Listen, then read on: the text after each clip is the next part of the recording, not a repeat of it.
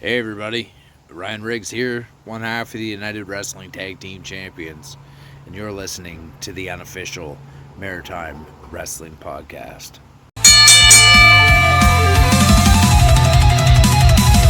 This is the unofficial Maritime Wrestling Podcast. Feel the pain in the blast. Through the ropes, through the fight, Maritime Wrestling walls the night.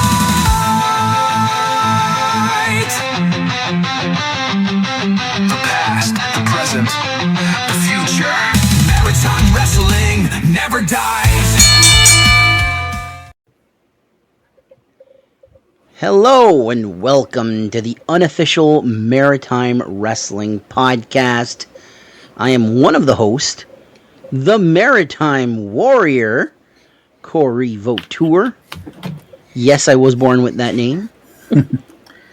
What, Vautour? I hope so. Yeah, Vautour, Corey. Corey spelled correctly with an E, unlike another co-host, the big boss, Corey no E, Rob Show. What's going Here's on? the things I love about Corey's mother. She's a lovely lady, and she's a big fan of me, and she makes She good is. corn from what I hear. But What I damn. don't love about her, she doesn't know how to spell her son's name. Yep. C-O-R-Y. According to the guy with the misspelled name. Magic Man, Jason Casey, what's going on? Oh, same thing, different day. Jason spelled correctly. Jason spelled correctly, Yeah, that's right. not with a Z. Yeah. It's not Jason. I've seen it with a Y, I've seen it with E-N, I've seen a whole bunch of different spellings, believe me. Jeez. And our relative Mark Richard. Our relative? Yeah, Is that what you Our said? relative Mark, yeah. Yeah, you're my cousin. Yeah, we're all Fair enough. related. Cool. We're We all are now. Canadian, so... I mean, it's my not like- grandmother's last name was a Richard, so I'm sure There you we're go. cousins at some point. We're probably all Sure. cousins at It's some been point. declared. It's been declared. So, let's get this show started. First show, ECPW. Didn't get much of the results. We did know that the ECPW women's title was defended as champion Vanessa Craven. She defended against Alexia Nicole. She retained assuming it. She retained it, so there Yeah. you go. Title retained. Jonathan Cross took on JP Sims. He won, Lincolnstein interfered in the match to help Who won? JP. JP Jonathan won? Cross. Jonathan Cross won. Jonathan Cross versus JP Sims. He won. Steen interfered in the match to help JP. Cody Deaner ran out to assist Cross. Diener. After The ECPW Celtic Roots title, Justin Newhook beat Bobby Boyette. he retains, He retains. Rudy Lockhart beat Joey White. Joey White.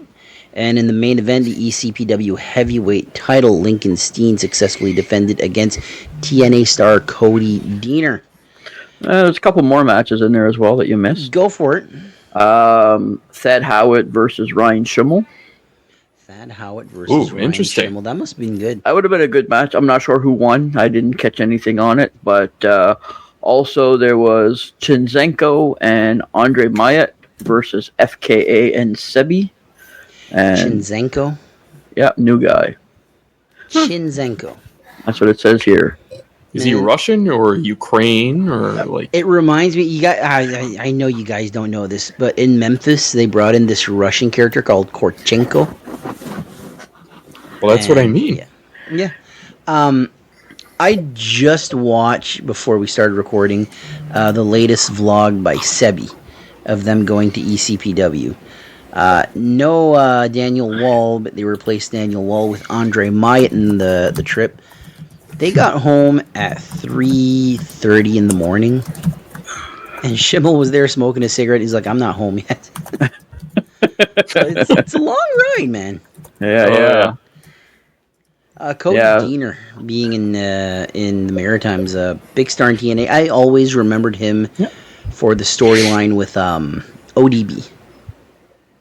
So cool to see him in the Maritimes. It's not his first. And trip. Maritime's, like, he's been here before. He's taken on New Hook in the past as well. Yeah, he's been here. I think this might be his third or fourth time here. Okay. Yeah, it's cool to see him here. Justin Newhook, as the ECPW Celtic Roots champion. He won the UCW Atlantic Canadian Championship, held it for 40 days. This has really been his first. It's not been his first, but it's been a title that he's dominated as a singles competitor. Not counting the Downtown Wrestling title, defended that a few times, but this title he's really been defending it literally everywhere. Propeller Arcade, ECPW. Stepping Stone title, could we see Justin Newhook as the ECPW heavyweight champion in the near future?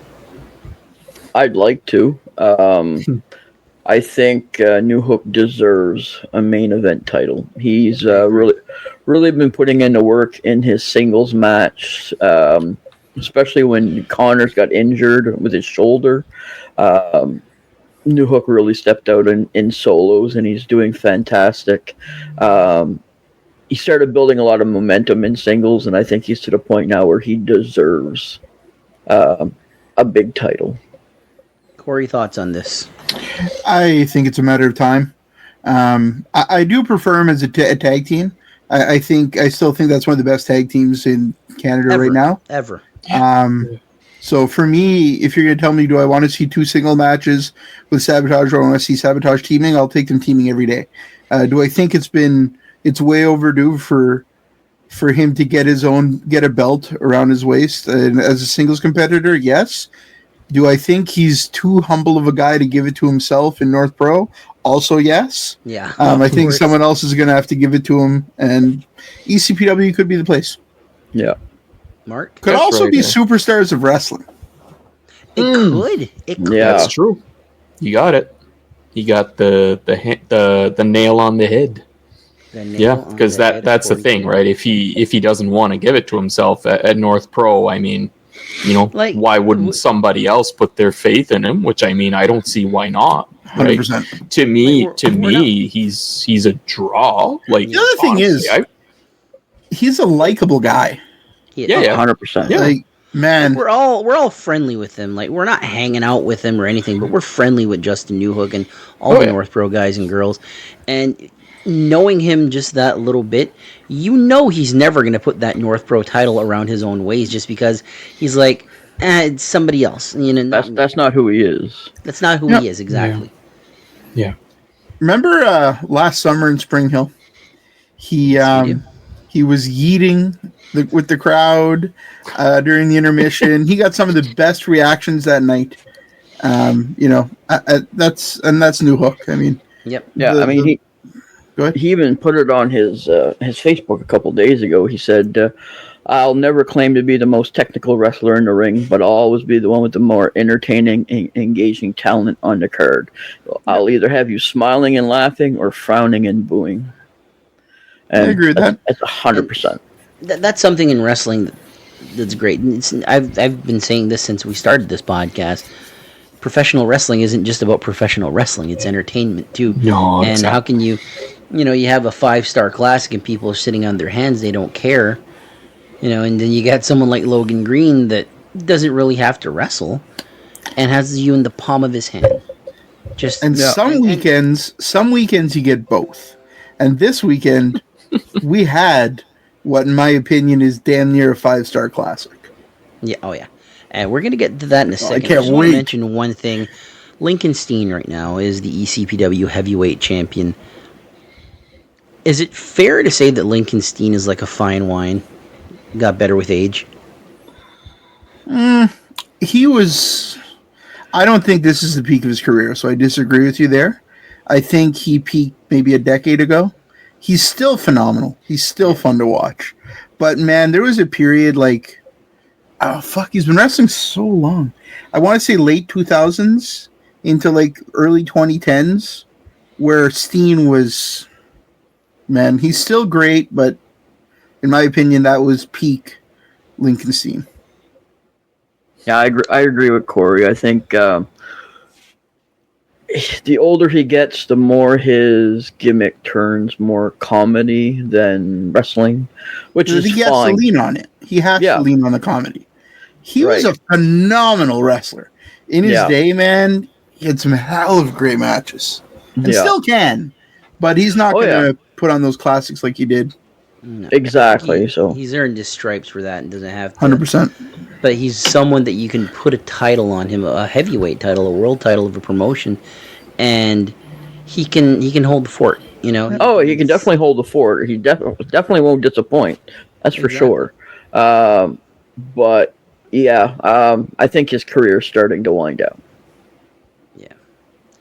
So that was ECPW. Parkside Pub. What a card they had. Who promotes this? What? Who promotes this show? David. Uncle Bois? Dave. Oh, Dave Boy's Championship Wrestling. That's Dave right. Boy's Championship Wrestling. Big thanks to Dave Boyce. Here's I'm gonna let people know one thing about Dave Boyce. I'm always gonna be, you remember you had Paul Heyman guys. I'm a Dave Boyce guy.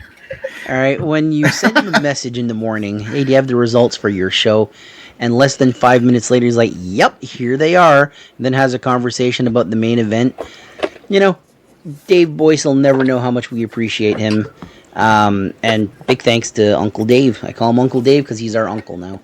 He's Honestly, the just podcast. one thing here. You said you were a Dave Boyce guy. He would never recruit you. He'd be the homeless guy picking up his whoever's jacket there on the ringside for sure. Oh, you'd be that guy? I want somebody to put Dave Boyce Championship Wrestling stickers on the turnbuckles. On every turnbuckle of the Dave Boyce Championship Wrestling ring. If anybody can make that happen, that person will be my new hero. So let's get into this card. Ethan Knight beat the Ghost Ricky Mortis. Two young up-and-coming talents. Two of the best right now in the Maritimes, in my opinion. One of the best gimmicks in the Maritimes right now in the Ghost Ricky Mortis. And, with Ethan Knight, it's like, future main eventer. He's already main evented. As Corey shows his Dave Boyce Championship Wrestling sticker to the camera. Love that sticker. As he should. Thoughts on this match? Ethan Knight. Ethan Knight is, Ethan Knight is already a main event guy. He's already holding titles. He is one of the funniest guys that you'll see come out. He's always got a wisecrack. He's always got something to say. He plays the part of his gimmick really well. He goes by the showcase. He's not afraid to do something stupid for a laugh. And to top it all off, he's a phenomenal wrestler. Mm-hmm. He's checking all the boxes right now. I know we've been dishing a lot on Hollywood Cole and saying that he's the best crop of right now. I think Ethan Knight is the next one in line. Agreed, 100%. In a number one contenders match, Dawson James beat Big T. So I am assuming that this was for the Maritime Parkside, heavyweight? Either or the Maritime maybe or the Parkside Pub Championship, because one or the other. The next show has been announced for October, and dead center in the poster is Jonathan Cross with the Parkside Pub title, which is a beautiful title, by the way. I love that belt. Oh, yeah. Even the Maritime title's gorgeous. Oh, the Maritime title is the best title in the Maritimes right now. I love, and it's here's something funny. All right, I was sitting at work. Well, I wasn't sitting. I was standing at work thinking about this. How we got a Maritime title, we got an Atlantic Canadian title, we got a Prince Edward Island title, we've got a River Valley title, we got an Annapolis Valley title. Like, I love when promotions do things like that. It's like your area, where it's regional. Out of, and it just keeps getting bigger, like the Maritime title, the Atlantic Canadian title, and just I absolutely love that. So kudos to that. They got to make a book tour title. I don't know about that. We'll see what. Hey, let's win regional champion there. The Bellevue title. Dixie Lee fried chicken. No, the Dixie Lee burned Champion? down, you stupid idiot. Oh, that's right. It's not there anymore. Yeah, Christ, my bad. the Tim Hortons, the Bucktush Heavyweight Champion of the world. The coming soon McDonald's Championship. Oh my God, it's been coming soon for so long, but it's actually happening. It's actually happening. Dawson James here hasn't really been he's been a tag team champion. This is another guy that's like he's on the verge of breaking out into something special. Could this be his first big break, like in the singles category? I hope so. He deserves it. He wrestles like he's been wrestling for 10 years. The guy's been wrestling a year and a half, maybe. I love his gimmick. I love the whole throwback feel. He reminds me of an old school slugger type wrestler. So yeah, I hope this is his next break. Whether it's the Parkside Pub title or whether it's the Maritime title, either way, I think he deserves a shot at it for sure. It is the Parkside Pub and Smokehouse Championship. Okay, Just I think figured he I'd has mention. more of a chance to win that one because it's funny because it seems like Dave Boyce is using 3 titles: the Maritime title, the Parkside Pub title, and he's using the DIY title. Correct. Because it's been announced that for Supercard 4, Ethan Knight will be challenging Jonathan Cross for the DIY title. So it seems like those are the 3 belts. So and Jonathan Cross already has the DIY title. Could we see Dawson James take the Parkside Pub title? Because it's kind of overdue. Dawson James been killing it lately. Oh yeah, for sure. Agreed. He's getting a lot of respect right now, and I think Absolutely. even Dave Boyce himself mentioned, He did. if I'm not mistaken, in the interview that we had with him did, about Dawson James and how he's probably one of his favorites in the Maritimes right now. He just said he hated his finishing move because it was going to wreck his back. So he uses the top rope leg drop. And That is correct, yeah. Hogan, I think, has like 20 back surgeries right now. And he Oh, was yeah. just running off the ropes doing a leg drop, and he's doing it off the top rope. So He lost move like, change what, would be nice. 4 or 5 inches off his height because of those? His work height was 6'8". Hogan was never 6'8". He was closer to 6'5", 6'4", maybe. And I think he's like 6'2", 6'1" now. Yeah, I So- think so. Like, Andre the Giant wasn't legit 7 feet tall. He was 6'11". People don't know that. Close enough. Close enough. Nothing like Giant Orion, who currently stands No. 7 foot 6 inches That's, tall. you know, you look at the record books, that's what you see. How tall is Giant Orion right now, Mark? Oh, You're the expert in that. 13 now. No, He was 13 13-4. last week. You've got to be at least 13-4 by now. can he be Yeah. 7'11" for one more day? 7'11". There you go. Hey, Giant why not? Orion. 7'11". So, the next matchup, we saw Chris Charters beat Max Power. After the match, Powers attacked his, or started to blame the match on Morse Power, which is His little, understudy. his understudy, and started pushing him around until Morris gave him a super kick. So, keeping an eye on this storyline. I feel that I haven't been following this too much, but I feel like this storyline is relatively new. Are they really like going to can it already? I don't know how new it is because they've done it in a few different promotions. Have they? They've done it at UCW. I'm throwing things around here. They've done it at UCW. Pretty sure they've done it at New Breed, if I'm not mistaken. So it's happened a few places, and it's been ongoing. I seen it live at UCW, so it's been almost a year. So yeah. It's, Okay, so it might be time to end this and for Yeah. them to feud. Max Power, correct me if I'm wrong, he was the first Parkside champion, right? I Possibly. definitely don't remember. I got a hard time to remember what I did yesterday. Mark and I had You that went to a conversation Mets this game. morning. Oh, that's right. Yes, the Mets won too. There you go. Next matchup was an open Well, challenge. hold on a sec. Let's go back one more thing here. One more That Chris Charters match, he was actually dressed as country idol Chris Hicks for this match. What? So you could have called him Hicks there, Corey. Yeah, you For could have called once. him Hicks. I could have, yeah. Yeah, so, yeah, I just wanted to mention that. So, The next matchup was an open challenge. No one answered the call to face Anthony Deuce Harlem, so he took it out on poor referee Jim Joyce. They had a match. Jim Joyce did not win. Anthony Deuce Harlem got the win. Sort of a badass little character here that Harlem is doing. So, thoughts on this? I like it. He looks like a tank, regardless of what doesn't matter what promotion he is.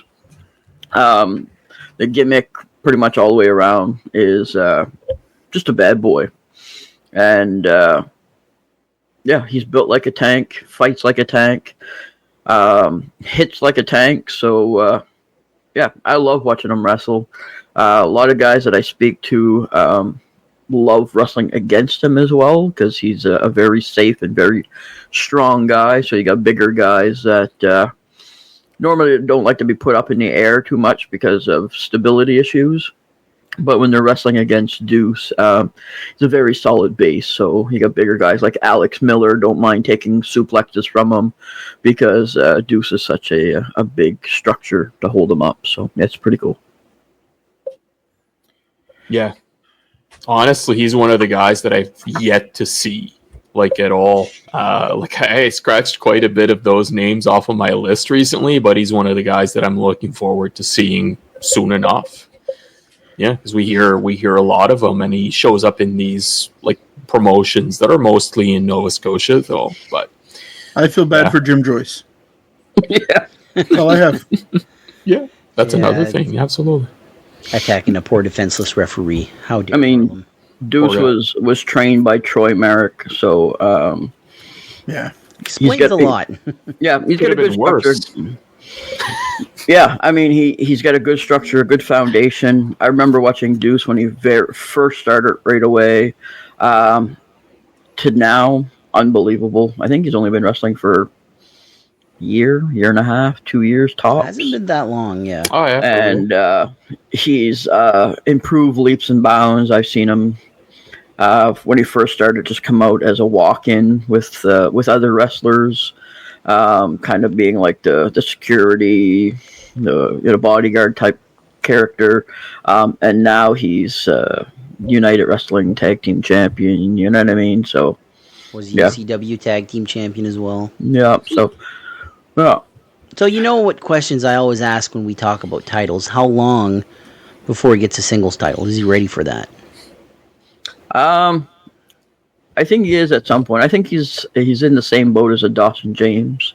Not mistaking, they may have been in the same training class with Troy.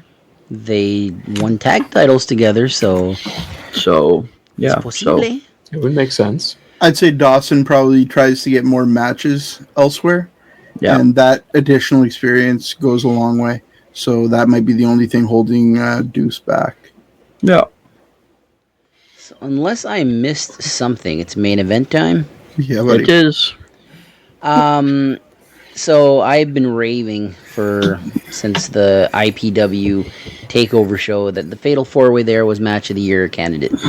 And we just added a new match to the potential Match of the Year.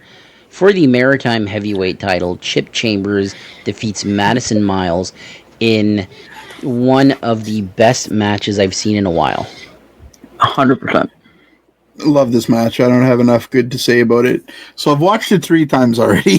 Fuck. You got me beat. I've watched that twice. I'm not a guy who watches matches back to back to back like that, but I've watched this 3 times already. It was something about the pace, Maddie's heat, the crowd work that she does, the little details in this match that they did. My God. Such a good match. So fun to watch. I made Tracy watch this match. Even she loved this. God, just damn near perfection. I saw Maddie post that it's her favorite match of her career, probably. Yeah. I totally get that. I respect that. I don't know. Amazing. Fantastic match. I'll probably watch it a 4th time tomorrow. What's funny 100%. about all this is I woke up Sunday morning and it was up. New Scott was like, I need to get this out ASAP. And when he shared it, he said it's match of the year quality. And he was not wrong. And after Dave Boyce gave me the results, he was like, this match was excellent. This match nearly gave me a heart attack in the finish. Yeah. The finish was... Yeah. I asked Corey this yesterday. This is Troy Merrick's ring, right? Because the little smaller ring, it's I would not say. at all. And the end spot, we'll get to the end spot after, but, you know, a little bit, like, if it goes a little bit higher, that could have ended horribly for Madison Miles. But a few spots here, going around the pub was incredible. Oh, my God. Oh, yeah. Hitting Chip in the head with the plate. Yeah. The plate was one of the things where I was like, oh, Chip my God. grabbing a drink. Chip grabbing a drink and spitting it at Madison. A lot of little details, man. What a match. Wrestling on the table. Mhm. One thing that I will mention about Madison Miles, they used her as a monster here. Yeah. Because every time that Chip would get a hope spot, she'd end that right away. There's a spot where he climbs on top of the bar, and like it was so smooth. She grabs the wet floor sign, and you barely even notice it. Chip dives off, boom, right in the head, and Chip sells so fucking well. Oh, yeah. So fucking well. Corey texted me, he's like, watch that Samoan drop spot. Oh, Corey was like, it's a so small difficult. detail. Small details, just... It's almost like a short arm clothesline, but instead of a clothesline, it's into a Samoan drop. It takes so much coordination to do that on both Chip's part and Madison's part. It's a small detail, but holy shit, I watched that spot like 5 times. I mean, it's beautiful. Just a beautiful move. Beautiful. Yeah. The end spot was going to be a sunset flip power bomb off the top rope through a door that was on two tables, two chairs. 2 chairs on 2 tables. There you go. 2 tables. Here we eat off chairs. We eat off chairs and sit on tables. Let's carry on. So it's like I said, the ring is smaller, and Maddie sort of like pulled. If they would have left it where it was, I think it would have gone on without a hitch. But Maddie like pulled it a little closer. Chip's a tall guy, so as he's coming down with the flip, his foot hits the door.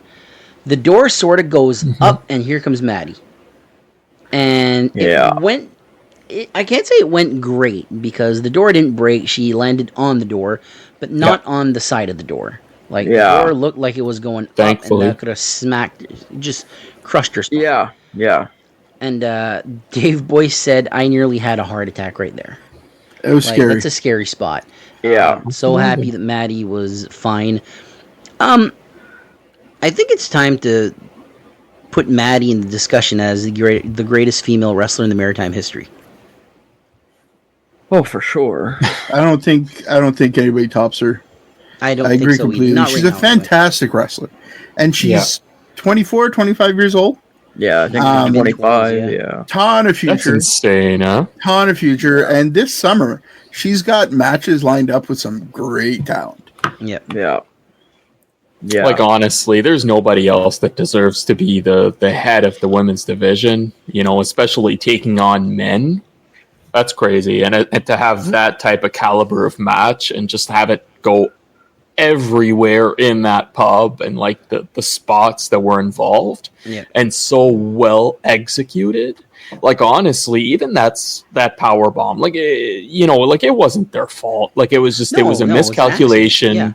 It's one of those freak accidents that can happen, and I've seen it lately as well, like, you know, somebody going off of a turnbuckle into a power bomb, you know, like somebody, you know, you don't need very, very much, or sorry, it wasn't a power bomb, it was like a frog splash or something, and the guy was supposed to move off the door that was probably on chairs or something like that, but as he was moving off, he was rolling off, like the door rolled off. Yeah. So like at the same time, like he hits his ribs on the door. Ugh, was hurt so bad. I did see that spot too. I know exactly what you're talking about.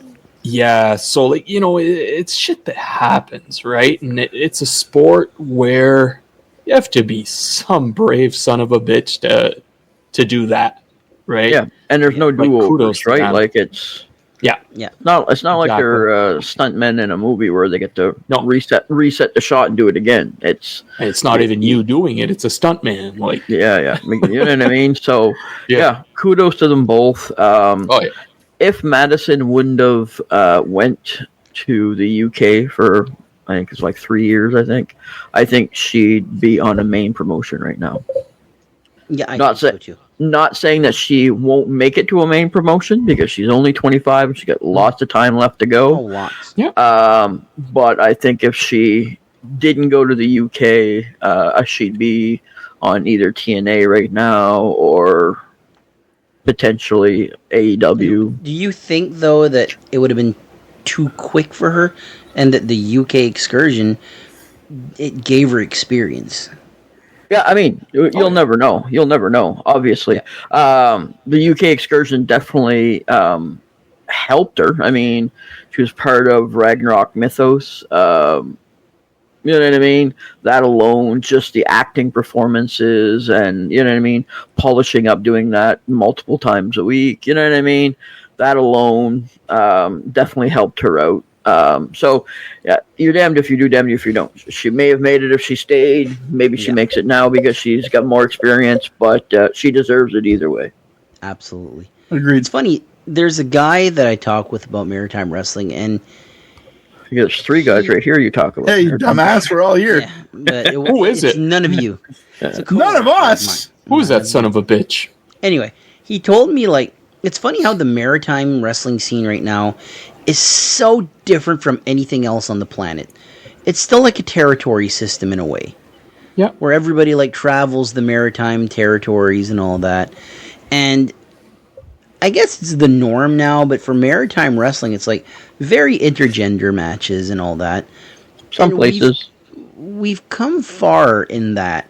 Whereas, okay, we don't have the strongest women's division, but we have Madison Miles versus Chip Chambers in what could potentially be match of the year. Like, it's up there right now. It's one of my 2 favorite matches all year so far. And like Corey said, I'm going to be watching it again at some point. Like, it was that good. I mean, since Madison's return, she's had some really good intergender matches. She's wrestled Chip. She's wrestled Hollywood Cole. Matt Connors. So, like, just those 3 alone are top, you know what I mean? Top 3 guys in the Maritimes, period, against Madison, which is the top women in the Maritime. So all 3 of those matches would be bangers on a highlight reel for sure. Absolutely. Yeah. So Madison Miles, you know, the women's title in IHW, I feel like it's tailor-made for her. They tried that a few years ago with the Maritime women's title. And the pandemic really, like, killed that belt. Like, she went to England. Pandemic killed a lot of stuff. Yeah. Mm-hmm. But then again, the pandemic may have helped Maritime Wrestling. Absolutely. Because 100% agree with that. if the pandemic didn't happen and everybody realized that, oh my God, in the blink of an eye, everything can stop and people can stop having a good time and going out and enjoying themselves. When wrestling did come back, everybody was all in. Mm-hmm. And hence the reason that we have... Yeah, like, hence the reason that we have... Yeah, hence the reason that we have like 25 or 26 promotions in the Maritimes right now. You know what I mean? The first time I went to a BSHL game, it was... The arena was pretty full. It was in Rishabuktu. But then, like, doing the podcast and going here and going there, and it was like, wow. Yeah. We're getting, like, pretty good crowds here. Like, I can't remember... The one game that we went to is the BSHL podcast all of a sudden. The one game I can remember that we had, like, no fans there was the most bizarre game ever. It was the Elsie Puck Duck Hawks versus the Spring Hill Coal Miners. In Bucktouche, minus 50 or whatever. Minus 40-something weather. Yeah. And there's an episode of Get Pucked. Or whatever. Yeah. Get Pucked, right? Get Pucked. Yeah. And I was hoping they'd mention the weather and all that and just how weird that game is. And the weirdest part is the Hawks are just dominating. In 2023, they were no one's going to beat the Hawks. And they're like winning by like fucking 8-1 or something like that.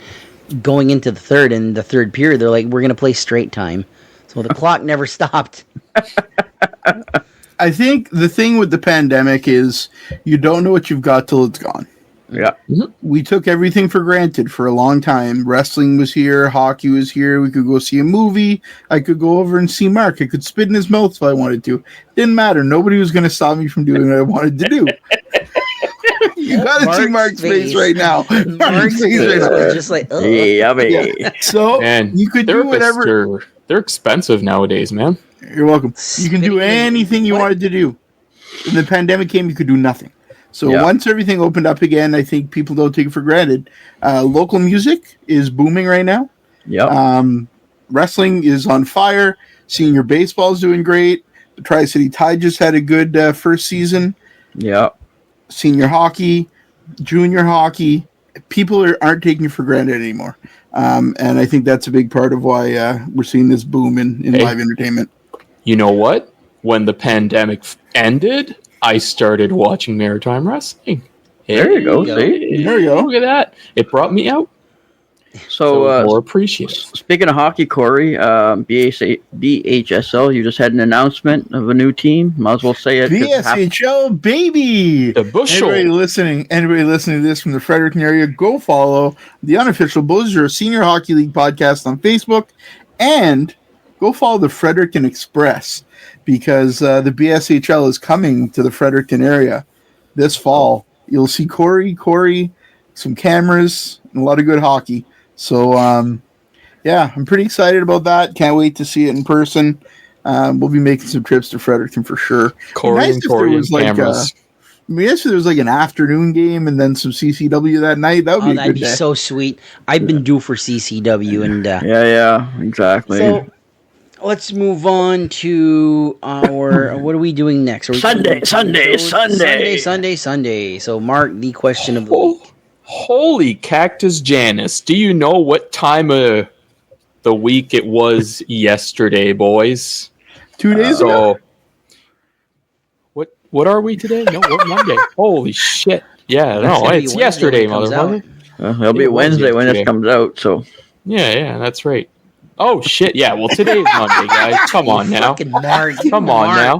Jesus. Anyway, give me a chance here. I don't want to give you a chance. Go. Anyway, but yeah, no, it was our Sunday unofficial Maritime Wrestling Podcast trivia question. And so, as I did mention in the post, kudos to Connor Smith for getting the previous answer, as this is a very vital point in our Battle of the Connors. So that's the new that's what we're gonna call it now, eh? So which he did get the last week's question with Trans Canada Wrestling being the correct answer. So but now for this week, the question is going to be the question of starting Sunday, was which wrestler from the Maritimes held the Stampede North American Heavyweight Championship on multiple occasions? So, Connor Smith put in. I don't think Sweet Daddy Seki's from the Maritimes, but he wrestled in the Maritimes. He did. So he said. He said like, oh well, Sweet Daddy Seki won it, but I believe the real answer is you're going to give it in a second. Here's the thing. Yeah. Multiple title reigns and from the Maritimes. Yeah. So Sweet Daddy Seki held the Stampede North American Heavyweight title once, I believe. Mark, what is the answer? The answer is the GOAT, the original GOAT of the Maritimes, being Leo the Lion, or the what did he call himself there in that one match against Bobby Bass there? The Ontario Dream. The Ontario Dream. Burke. But yeah, that was the correct answer, and kind of funny, but they both answered within like a minute of each other. I think it was like, when I checked, it was like 13 minutes and the other one was 14 minutes, and we got the right answer from Connor Cook. And then close second, we got Connor Smith again, but that's what you mentioned. Like he almost said Sweet Daddy Siki, but it was... He said Sweet Daddy Siki also held the title. Yeah. I believe Sweet Daddy Siki was from Ontario, correct? It's Texas. No? Very possible. From Texas? I'm not sure. Yeah. I thought he was Canadian. Nope. So was Bobby Bass. He's from... Yeah, sure. That's the opposite. Yeah. So... Connor Cook got the answer first. Connor Cook Correct. of Wrestling Things. Go like and subscribe to his channel. We put his videos up on the Facebook group every week so that people don't miss out. Yeah. Yeah. Yeah. So all right. I thought Jason had said something, but he did not. My bad. I mean, I can't say something. I'll plug Connor. Connor, my cousin, Connor Cook, Wrestling Things with Connor Cook. He's a Maritime Wrestling super fan. He's got a YouTube channel doing really well. We share that every week. He's definitely better at this than I am. So I'm now the second best wrestling podcaster in the Maritimes in my family. And I'm fine with that. I am perfectly fine with that. I love Connor. He's a really good buddy of mine. Him and his brother are... I almost said they're like family. They fucking are family. Holy shit, I'm tired. Whoa. You know what? Connor and Caleb are like family to me. Anyway, all four of us. that's all I got. Connor and Caleb. Oh yeah, Caleb's a for great sure. guy too. So We got the bad end of the... We must have woke up on the wrong side of the bed today, because I'm holy tired, man. jumping. It was a long day at work. So I spit in upcoming Mark's shows, mouth. Jason. It's not my fault. Upcoming Jason's shows. yawning down there. Oh, Upcoming yeah. show. Spit in his mouth there. He's yawning. God. Real Savage Pro Wrestling Kill or Be Killed this weekend, June 21st in Pont-à-France. They've got a triple threat match. Snake versus JP Vintage versus Caden. Another match, Sylvaticus versus Chaos. Gabriel Savage versus Ollie Weiss. Jaws versus Dominic Warrior. Another triple threat match is Oni Bjornsson versus Crowley versus Vic Manson. Women's match, Chantal versus Sierra Stone. For the title, right? For the title, I believe. Plus, they've got Giant Orion, Wesley Pipes, Thad Howitt, Ricky Mortis, AWOL, Anthony Deuce Harlem, Starchild, Logan Green, and more on the card. And So I it's going to believe be... the Dominic Warrior Jaws match is for the All Territory Elite title, right? I don't have that Makes listed here, but sense. it's possible. It's a... Real Savage always has a stack card. Like, when other promotions are doing 5-6 matches, sometimes 7 matches, these guys are banging out like 8 or 9 matches a night. They always have a stack card, and there's always fun action. So, yeah, Absolutely. it'll be cool to see. Also, this weekend, June 21st, CCW Clash 34 has their 3rd anniversary show. They have a special guest, Bronwyn Dynamite Doll Billington, which is the daughter of Dynamite Kid Thomas Billington, one half of the British Bulldogs. They've got Matt Chevron versus Massey Harris, Battle of Alberta. Both guys are from Alberta. Oscar Ironside is taking on the General Scott Lee Crew. I don't know where the General part comes from, but Scott Lee's now a General. Patrick O'Neill is taking on Kirk Obey. Logan Green is taking on Spike Esty. And if Logan wins, he gets a date with Esty's mom, Carol. So Logan pulling double duty that day. Yeah, apparently. He's on Real Savage as well. I don't think he is. He's on the poster He's on the poster. as the Oh king. boy. So yeah, so not sure how they're going to pull that off, but we'll see, I guess. How far is Point Afternoons to 3 hours. Fredericton? Frankston. About a 3-hour Right. drive. Yeah, It's in Tracadie, basically. Yeah, Yeah, I can talk, So, as you can just see. we'll see. Maybe he makes it to one and not the other, but we'll see what Maybe happens. VIP for one and close to the main event for CCW. That could happen. Potentially. But you know what? You know what's important here? The event starts when the king says so, right? Yeah, Okay. baby. Also on that card, the NBW River Valley Champion match, Kerry Killam versus Slick McGrick. There's the NBWA Women's Championship match. Salem Wilder is taking on Alexia Nicole. The Heavyweight Championship match is a triple threat match. Again, Larry Horowitz versus Nick Strong versus Bobby Boyette. And also on the card is Rick Owens, Zane Valentine with Eric Bass, Matt Strong, Butter Love, Hunter Sampson, and more. I am making a bold prediction that we will see Bobby Boyette as the new NBWA Heavyweight Champion. I think Nick Strong might take that championship. A conflict. Mamma mia. We'll see next week, I guess. We'll see. It's a triple threat, guys. Who knows what's going to happen? That's right. Also, Ryan's going to come in. Yeah. Also on Saturday, June 21st, Kentville Fire Hall United Wrestling has a show. No matches set out as of yet, but JP Sims will be there. Highlander Robbie McAllister, Riddick Stone, Sidewalk Sam, FKA, Ryan Riggs, Backwoods, and more. So 3 different areas, 2 provinces. So yeah, if you want wrestling, there's all kinds of wrestling to go see for sure. Wait a second Ryan here. Riggs, speaking of Ryan Riggs, thank you very much for the intro today. That's But right. Thanks, Ryan. who's more? It's probably fucking once again. Shannon You're Moore? not. You're No. such a dumb. It's probably Logan Green. Yeah, Logan Green's gonna be on all 3 and shows. more. Yeah. Thank you to Ryan Riggs.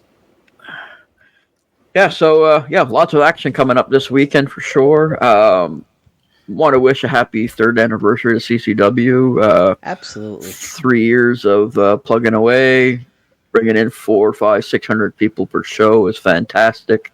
You got a cool product going on there. I wish them all the best, and hopefully another 3+ years on the backside of this too. So. Absolutely. There has been some discussion between Tracy and I about making the trip to Fredericton this Saturday to get to the 3rd anniversary. So if we do, then we'll have a review of that show Cool. next Wednesday. Lucky bastard. I still have to work. All right, so with that being said, fan question of the week, unless there's something I missed. I don't Nothing. believe so. Nothing. There you go. So All right. we are So 47 minutes in right now. So we're doing it a little different. We're going with 2 questions this week. 2 questions. First question from Peter Williamson. Thank you very much, Peter. He says, what is one classic match from the Maritimes you think should be required viewing for new fans in the 2020s?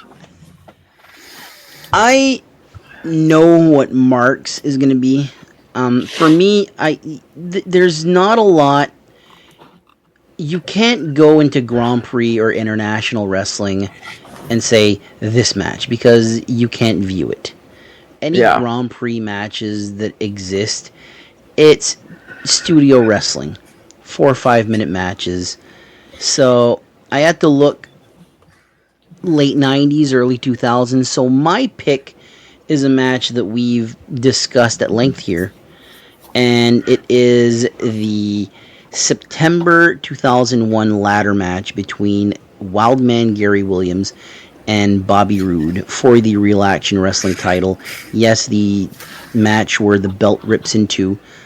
I was debating between 2 matches. This one, the ladder match, the other one being a steel cage match in Real Action Wrestling between Bobby Roode and Cowboy Mike Hughes. That's really an excellent match. I went with this one because it was wrestling lore for a long time. The belt ripping in half, and it's been so long since that match happened, and you can view it on New Scott's channel right now. And it's such a good match. The wild driver off the ladder, the crowd just explodes, and they start in a holy shit chant. To me, this is my favorite Gary Williams match, my favorite Real Action Wrestling match, and I think Real Action Wrestling doesn't get enough credit for being like, this is smack dab in the Attitude Era. Yeah. And this was Maritime's version of the Attitude Era. Their name was Raw, like Monday Night Raw. I think Gary Williams is someone that doesn't get enough credit for being the draw that he was in the Maritimes, and his skills too. Like, he was a really good wrestler, still is. And Bobby Roode, we all know who Bobby Roode is. Legend in TNA, a world champion there. Ended his career in WWE, was a United States champion and tag team champion in WWE. Now still working for WWE as an agent. Bobby Roode was really the ace player for the Maritimes during this time period, though. Because he's not from the Maritimes, he's from Ontario. And if you've never seen this match, like, a lot of people will go like, oh, I want to see the belt rip in half. And then you watch the match and you're like, holy shit, this is as good, if not better, than anything WWF was doing at the time. No, it's wild. That's my pick. I believe we had a Mark Side of the Ring episode of that one, right? Yep. Correct. So was that? I believe it was. Yeah. First one. It was the first one. It wasn't the first one. It was the second one. It was the second one. The first one was Titus and Julian. Oh yeah. Oh, that's right. Yeah. So that's my pick for a required viewing. Just, it's what's the word I'm looking for? It's like overbooked interference and all that, and a screwy finish and all that, but absolutely love it. 5-star classic in my opinion. Who's next? I'll go. Go ahead. My pick is the first week of Mark's Side of the Ring, September 11th, 2005, Sackville, New Brunswick. Why is that my pick? I'm from New Brunswick. Fuck you. That's a good one. No, it's a good one. I'm from New Brunswick. This is when Maritime Wrestling started again in New Brunswick. There was some shows here and there. Grand Prix would come, or Main Street would come with a show here and there. Maritime Wrestling in New Brunswick was not what it was in Nova Scotia. IHW changed that. And this match was the start of all that for me. For that reason, man, Titus and Julian put on a hell of a match when you think about how early they were in their careers. Yep. This is required viewing if you want to hear the lore of Maritime Wrestling, this era of Maritime Wrestling in New Brunswick. And you think about right now, Chris Charters holds the IHW heavyweight title. Yep. This is technically the first ever IHW championship match. Yep. Yeah. Belt is vacant. We're not going to talk about the backyard days of Irish Town hardcore wrestling. 20 years ago, though. Unreal. 20 years ago. And this, for IHW, this was literally 20 years ago. Titus, in September. In September, it's going to be 20 years. Which is why, going to that show I'm assuming it's going to be in Riverview, because it's too bad they can't recreate it, go back to Sackville or something like that, for the 20 years. But I agree with Corey. This is required viewing.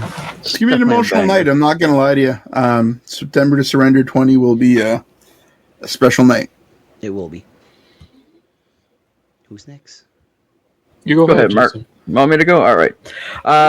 My match is more of a cross-generational match. Almost like a passing of the torch. Atlantic Grand Prix Wrestling. It was a 6-man tag team. The Cuban Assassins and Gary Williams versus Rene Dupree, Mike Hughes, and The Beast. It was a good match. It was just cool seeing the two generations working together, almost like here's a nod to the next generation. It's in good hands. You can take it over. It was great. I mean, the Cuban Assassins, Angel. It was Angel and his son Richie. Angel was like 58 during the match. The Beast was like 61. So they didn't see a whole lot of action, but their presence, you know what I mean? It was just fantastic to see. It's not a long match, but it was nice to see, like I say, the passing of the torch. And the funny thing is, that match, I know exactly because there is a video. Like, there's a full episode of Atlantic Grand Prix Wrestling 1999. It's the only one that's like a almost full show. Yeah. And it's on my birthday in 1999. So oh, there you go. That one. So what I'm going to do before you go, Mark, is I'm going to take everybody's choices here, and I'm going to put it in the description of the show this week on Facebook, so everybody that's listening can go in and click the links and go watch these matches. Yeah. All right, Mark. The Mark. Cool. Well, honestly, I don't want to sound like a broken record. Honestly, like this, I didn't even have to think hard about it.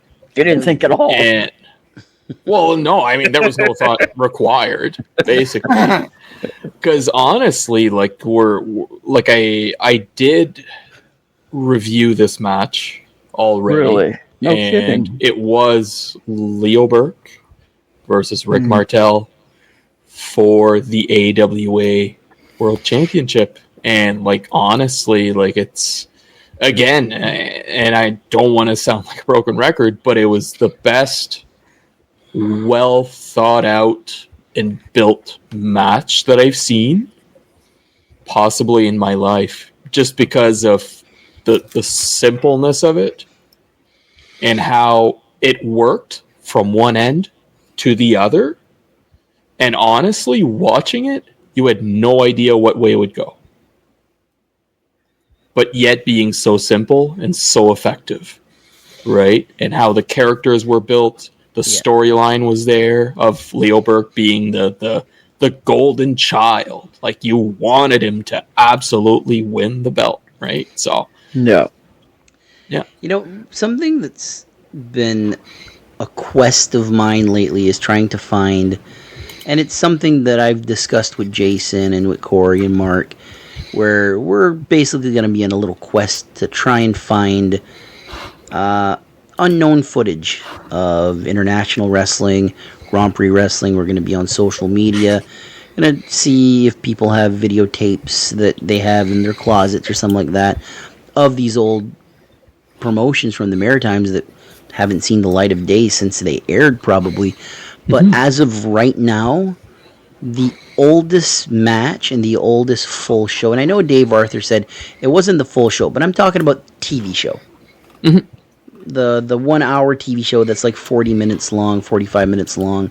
The oldest that has survived is International Wrestling 1984. New Scott got it wrong with 1986, but New Scott's great. We'll give him a pass for that one. But it's this Leo Burke versus Rick Martel match. That's the oldest show that exists. Everything Grand Prix Wrestling is 85 to 1990, and then sprinkled in 97, I think there's a few matches. In 99, there's one long show and a few matches sprinkled here and there. But as far as like the oldest footage, 84. There's nothing before 84. So for Mark, I knew Mark was going to pick this one. That's why I didn't pick it. But that's probably like the best answer. Like, they're all good answers. They're absolutely all good answers. But as far as the history of Maritime Wrestling, that's probably the best answer today because it's the oldest one. There's nothing before that. Well, it's not just the oldest one. It's how it was built, man. For being on TV and them being able to really build like the storyline itself on TV, and then people show up and know who is who and like who's like doing what and like what happened last night. Like, you know, we don't know that stuff anymore. Yeah. It's really difficult for that to come through and be communicated to fans. And it kind of disappoints me in a way that I don't know if we're ever going to see like storylines that well built where we're going to be like, this is the guy, like the golden boy, just because of how it was executed. I think times have changed. I think they've changed, and it's the evolution of wrestling. And I can't say that I agree with the evolution of wrestling, but I can say that I was a hardcore WWF fan. Hardcore. Mid-80s 100%. to like 2004, I'd say. Like, let's say 84 to 2004. Hardcore WWF fan, WWE fan. And then John Cena came along, and it's like, that's not really for me.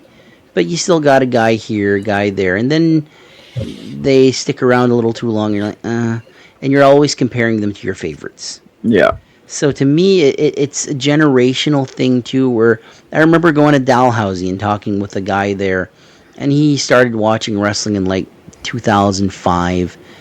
And he's a hardcore wrestling fan, but it's, like, the current product. And, like, we couldn't warm up to each other if we were cremated together. We disagreed that much on wrestling. Great guy. Really great guy. But I could not agree at all with him. Like, he loved the logo belt and hated the Winged Eagle belt. The spinner, John Cena get out. is the greatest ever. And didn't even... Like, he knew who some of the guys were. Yeah. But, like, it's like wrestling started with Hulk Hogan, Ultimate Warrior, Randy Savage with him. And he doesn't know anything of that. He knows them, and I was like, Bruno Sammartino, and he's like, who's that? Yeah. That's a sin. If you're a wrestling fan, you don't know who Bruno Sammartino is, Buddy Rogers, guys like that, that's a sin right there. Yeah. But that's the next generation of wrestling.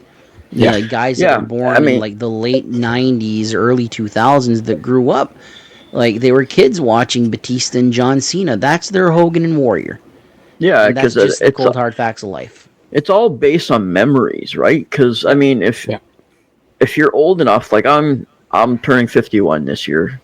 It's no hidden secret or anything, but I'm in my 50s, so you know what I mean. For me, wrestling was the 70s, early 80s.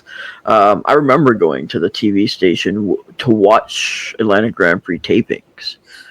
You know what I mean? So, like, on Saturdays when it was on TV, you could say, oh, there I am in the crowd. You know what I mean? Like, those were my memories. So the Leo Burks, the Bobby Kays, the Rudy Kays, the Killer Karl Group, the Cuban Assassins, those were all the guys that I watched so much for that. Weekly. Because I envy Jason so much for that, because Jason actually has a memory of, like, Grand Prix wrestling in the 70s. Whereas I've mentioned this on this podcast. I've mentioned this to Dave Arthur, who was Al Zink's grandson. It's shit like that that keeps me up at night. That nothing from the 70s has survived. Like, TV-wise, like footage-wise, there's nothing, and it's like the holy grail. If you're a YouTube person, then you search up like lost media. Maritime wrestling is full of lost media. Yeah. Full. Like, even in the 90s, Maritime Championship Wrestling and Canadian Championship Wrestling, nothing survived. Yeah. Nothing survived. We have a handful of full shows from the 80s, a few shows from 1990, one show from International Wrestling. One show from International Wrestling survived. Yeah. Well, like I say, like I was saying, it's based off the memories. You're an odd duck, Corey, because you enjoy... No, I agree. He is an odd duck. you enjoy the history of things, the history of wrestling. So you go back and you research, but the normal everyday wrestling fan will only go back as far as their childhood. Yep. So if they only started watching wrestling as a 8 or 9 year old in the 2000s, like my nephew Brody was born in 97. He comes to the wrestling shows with us. He'll come to North Pro and stuff. But for him, like, he only started watching wrestling when he was like 7 or 8 years old. So you're looking at like 2003, 2004. Yep. So that's his early stuff. You know what I mean? So there was nothing before. Obviously, he knows who The Undertaker is. He knows who Hulk Hogan is because he's my nephew. You know what I mean? But anybody that's a fan today, even the younger generation, like of wrestlers, the Navarros, the Millers, the Ricky Mortises, they probably know a little more because they're wrestlers, but it's not who they grew up on. You know what I mean? There's none of this footage. A lot of the footage, like you say, for early Maritime stuff doesn't exist. So to them, it's just a name. You know what I mean? There's no experiences there. So it's hard for us to show and teach the history of Maritime wrestling when there's no footage available for people to look at. Yeah, and YouTube really helped this because for as long as I've watched wrestling, I've heard about Leo Burke, the Beast, Killer Carl Crew, the Cuban Assassin, all these guys. I only got to see them wrestle, like a match, in the early 2010s. Well, yeah, when YouTube just, someone uploaded something they had off VHS. You know, and to me it's like, it can't end there. No, there exactly. There has to be a Betamax somewhere or something of the Poffos in Grand Prix in 78 and 79. There has to be something. No, yeah, I'm sure somebody has something somewheres or had something. I know, like, every time I go to a yard sale, it's the first thing I look for. It's old VHS tapes or old Betamax tapes or anything like that. Because you never know what could be on it. You know what I mean? Somebody said, "Oh, I've got a box of old VHS tapes there, or whatever you want it." You know what I mean? $1 or whatever. I'll take it. I don't care if it's your family photos. You never know. You go through and you watch something, you never know. You could catch. You know what I mean?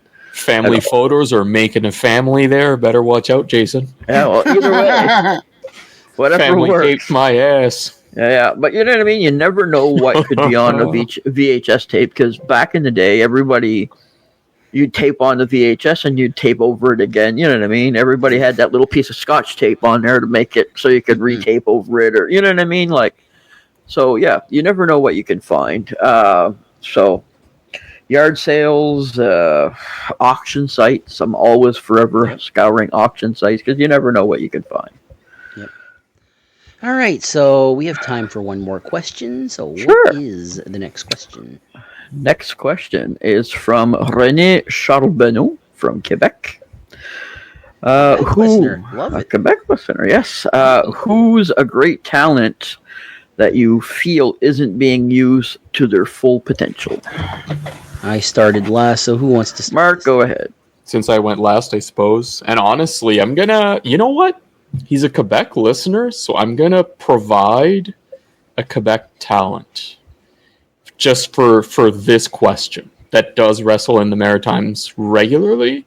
And honestly, I feel like the answer is going to, well, I don't feel like the answer is going to be Alex Silva, but it is Alex Silva. You know, whatever, just worded wrong.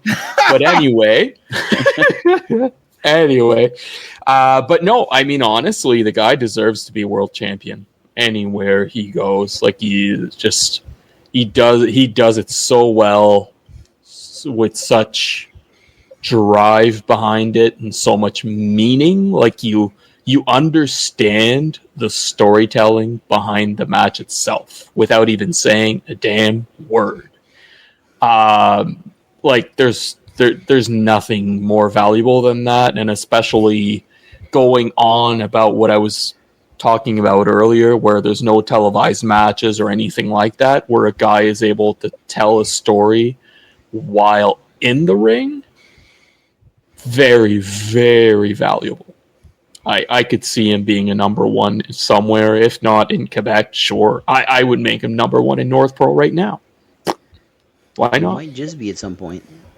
Yeah, I'd love to see him in other promotions. Fantastic to see him spread his wings to IPW. I loved it. Absolutely. I'd love to see him. If I'm not mistaken, I do believe he wrestled UCW last year too. Did he not? He did, yes. Love to see him wrestle there again. I'd love to see him on a Dave Boyce card at some point as well. I think he like a super card 4, 5. I think he'd be a fantastic add to that type of show as well. ECPW, I think he could be square off against a Cody Deaner or somebody like that in a heartbeat. Yeah, I'd love to see Alex somewhere else. Definitely more in the Maritime for sure. Yep. And maybe just a special mention as well to Madison Miles, just to kind of put it out there, just based on the conversation that we had. Yeah. Who wants All right, big boss, you're up. Oh, that's me. Jesus Christ. I had to wake up there for a second. Sorry, boys. I had to, just one of those days for me. What are we going to do? My answer, we're talking about a guy who's underutilized. We think has all the talent in the world, could go anywhere in the maritime promotions that I look forward to seeing more of. His name's Ian Pratt. I love Ian. Yeah. I think every time that I've seen Ian wrestle, man, it's just fun. I love the way that he wrestles. I love his hard-hitting style. I think he's not wrestling more in the Maritimes by choice.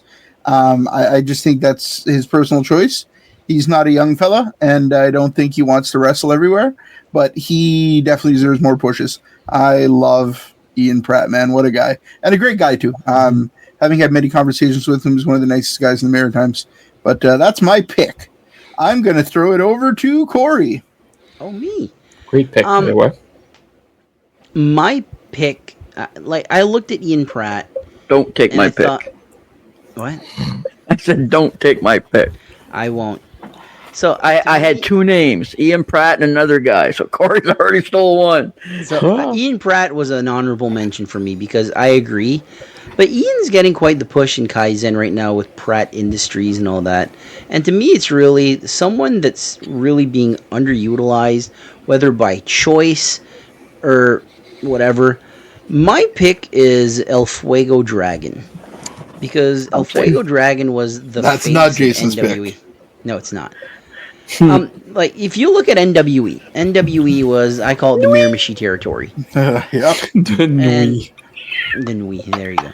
I absolutely love El Fuego Dragon, and he's one of those masked wrestlers.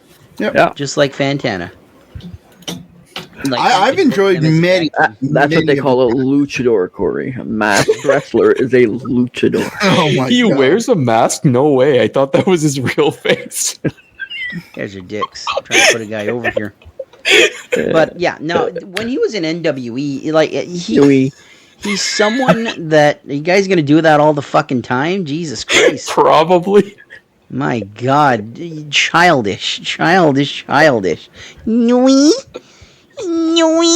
What the fuck? And I'm not editing this out. But seriously though, I look at El Fuego Dragon as the most unlucky wrestler in the Maritimes. Because in 2019, I feel like NWE had their best season yet. Everything was structured in a specific way. They finished 2018 off, and I know Corey's not a fan of Precious Preston Carter. I'm not, but I did like NWE. Here's the thing about Precious Preston Carter. And there was a lot of knocks on him. Couldn't wrestle. Couldn't cut a promo.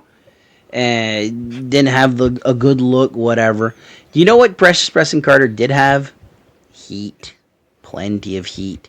And people were willing to pay money to see Precious Preston Carter get killed. And that's where El Fuego Dragon comes in. He wins the title. Just the way that they booked Preston Carter's title reign was, for that character, it was booked perfectly. He wins the belt at the last show of the year, then he's off for 6 months with the belt. Comes back, defends the title against one of the most popular guys, Fantana. Loses the match, retains the title. A week later, he has a Miramichi street fight with El Fuego Dragon. Dragon wins the title. Dragon's champion for 35 days, loses the title to Ryan Heath, King Heath. So now the storyline going forward is Dragon's on the quest to get the title back. That same night that he lost the title, he wins their Royal Rumble. So that guarantees him a shot at the title at their Quest for Gold show in 2019, November. Ends up being a triple threat match because Fantana wins the ladder match and he cashes in and he picks his time.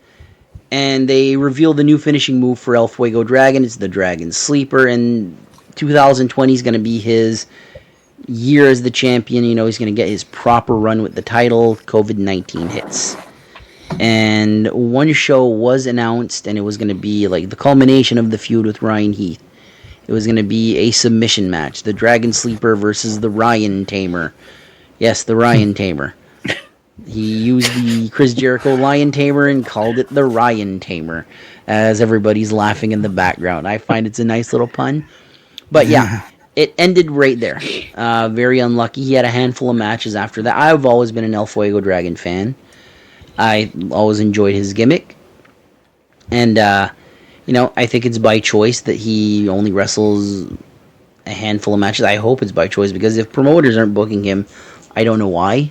Yeah. But El Fuego Dragon I'm a big fan of, and so a little story of how NWE ended, basically. And my pick's El Fuego Dragon. Jason. Cool. I'm also going to go with a luchador, Fantana. There you go. I find he's a vet, been in the business a long time, but he's not being taken advantage of in enough promotions in the Maritimes. Nui? He did wrestle there. You know what I mean? Like, nowadays, like, he's only IHW, Superstars of Wrestling, with CCW for a while, now IPW, but he should be all over the place. Yeah. North Pro coming up, right? I don't even know if he is Oh, maybe The St. John show, right? St. John show. St. John show. There was something. Maybe. Oh, really? Yeah, hopefully. Like he really needs to be like out there and pushed more, and like a Dave Boyce type show. I think him and Chip Chambers and at a Dave Boyce show would be absolutely fantastic. Unreal. UCW. Yeah, Parkside Pub, but Spring Hill show would be fantastic. Or like Carsborough, or one of those kids shows. Yeah, one of those kid shows. Oh man, it'd be crazy. ECPW, I think he would be fantastic at an ECPW show where they're bringing in like 400, 500, 600. I think this past weekend they had like 460 people. It would be fantastic for the kids to be able to see him. Like, he is a massive draw, and he's just not being utilized enough. So I think he is not being used to his full potential, especially now because he's in the best shape of his life. So I think one of the things from the IPW shows that I realized is how much we've taken Fantana for granted. Oh, like, 100%. That main event was... I said that last week when I was like, I saw him as a mid-carder, as a mid-card champion, as the workhorse. And he proved on that show that not only can he main event, but it was match of the night. Yeah. And the booking had a lot to do with it, but just the match. And the element of surprise always helps too. But Fantana's just such a great wrestler. Yeah. And,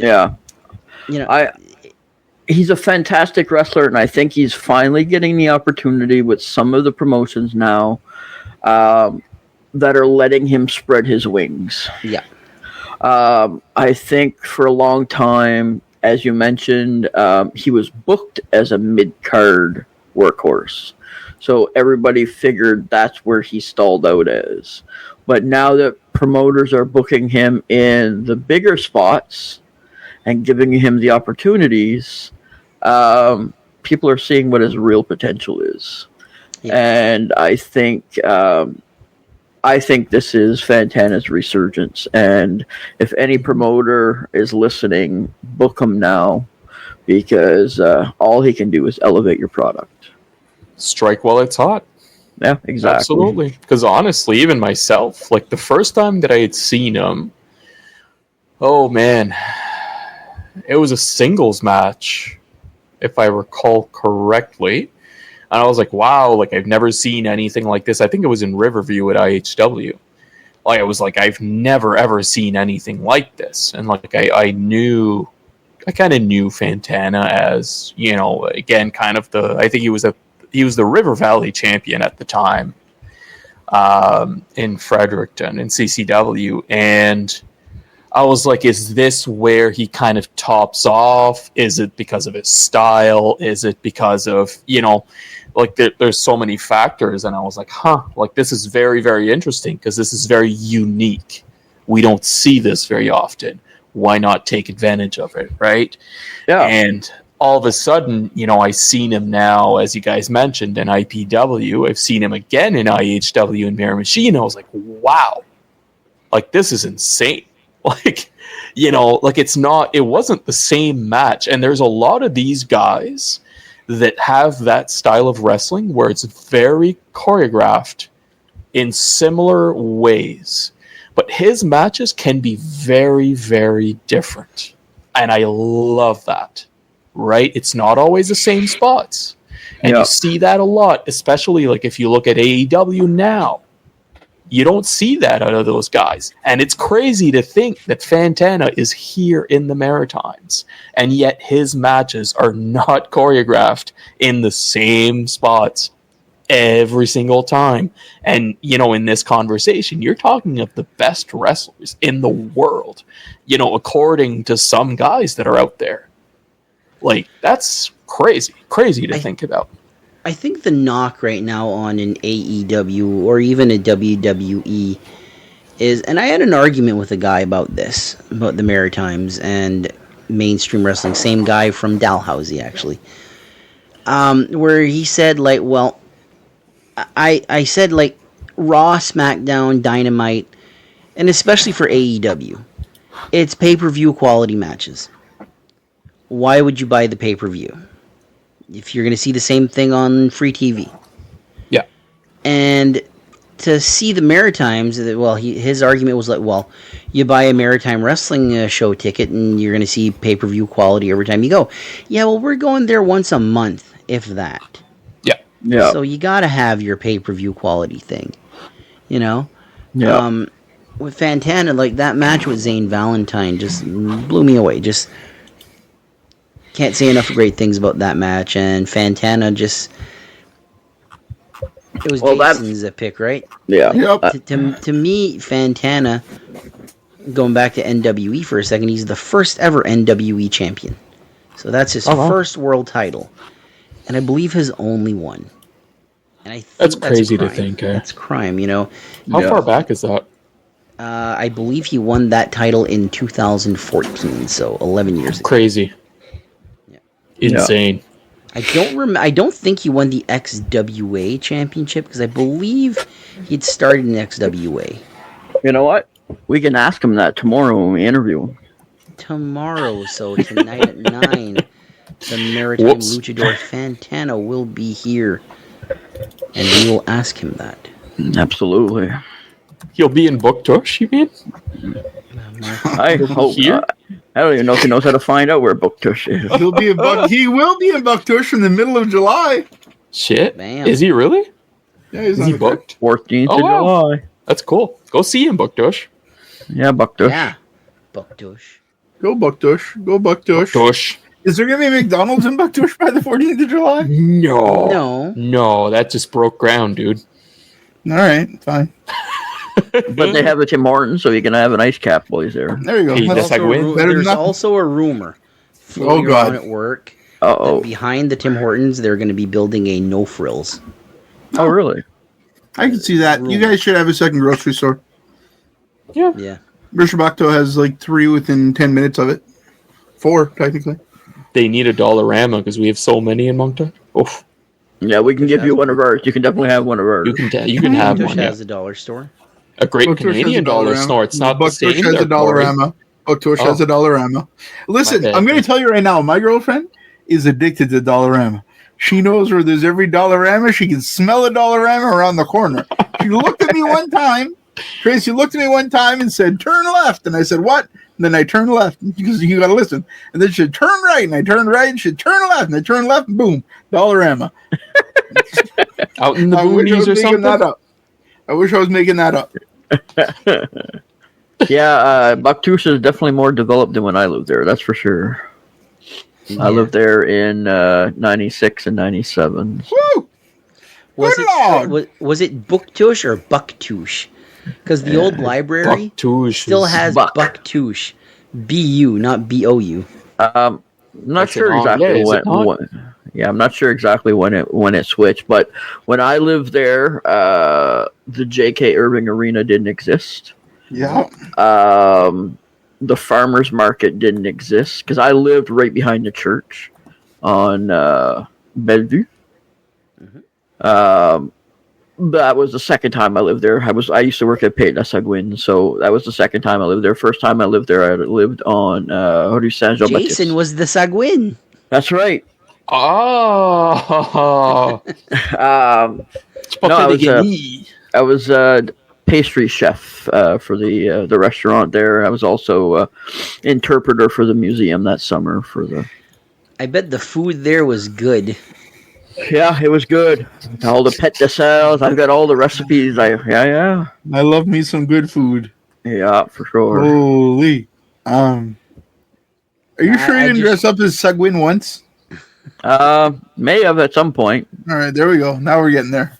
Yeah. Now we got some hope. I just mentioned that because when I go for my walks in Bucktouche, there's this one place where it says Bucktouche, and there's an old Grand Prix episode where Bulldog Bob Brown keeps calling Kurgan that big goof from Bucktouche, and he always goes Bucktouche. Yeah. Well, it's like Rishi Bukto instead of Rishi Buktu. Look at Mark with his French. Oh, here we go. Same thing. Been a good episode, boys. Good episode. We are done for today. Big thanks to Ryan Riggs once again, one half of the United Tag Team Champions. Don't forget tonight at 9, the Maritime Luchador Fantana will be with us. And we will see you next week. Take care, everybody. Peace out. Thanks for listening to this week's episode.